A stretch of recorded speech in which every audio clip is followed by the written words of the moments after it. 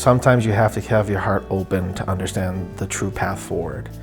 And by asking those questions and being vulnerable led us to GAC to be able to help our son be the boy that he is now and hopefully to be the man that he will be in the future.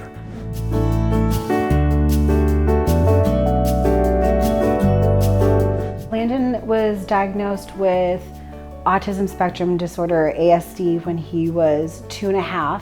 Without Gateways, I don't know. The saying, like, it takes a village to raise a child is ever so present with us. He's enrolled in the Autism Center. He was receiving one-to-one ABA therapy during the day, and he also was receiving early supports and services through an occupational therapist coming into his home to provide the family with support.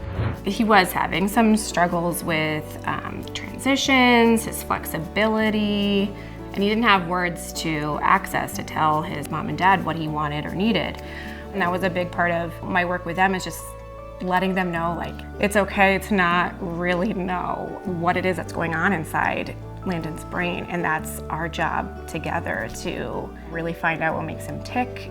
That relationship, I think, just made me feel much more relaxed and that my concerns were getting heard and Landon was responding, because there was a time where we looked at each other and I was like, I didn't know if he was gonna say mom, I didn't know if he was gonna say I love you.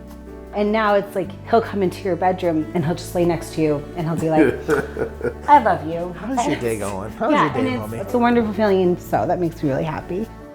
From coming into early supports and services at 2.5 years old with no words whatsoever, to leaving, at 3 with countless words, social words, verbs, nouns, telling us his wants and needs, and all the knowledge that I've gained in working this closely with him and his family is going to be really, really important to pass on so that, we can set Landon up for success.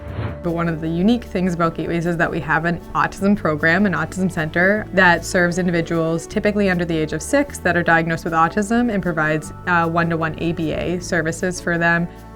I think the toleration program is one of the most important things that we do for our kids. Getting a haircut was a huge struggle. His parents had to pretty much bear hug him, and he sobbed through the entire thing.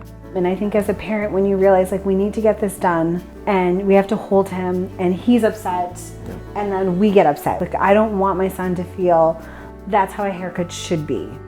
He loves it now, which is amazing, because at the beginning he wanted nothing to do with haircuts, and a dentist is every couple of months too for typical kids, and that can be really scary. You have a stranger in your mouth poking things, it's allowed, and here he's completely tolerant of it. That's a skill that I really like to see, because we can bring that out into the community.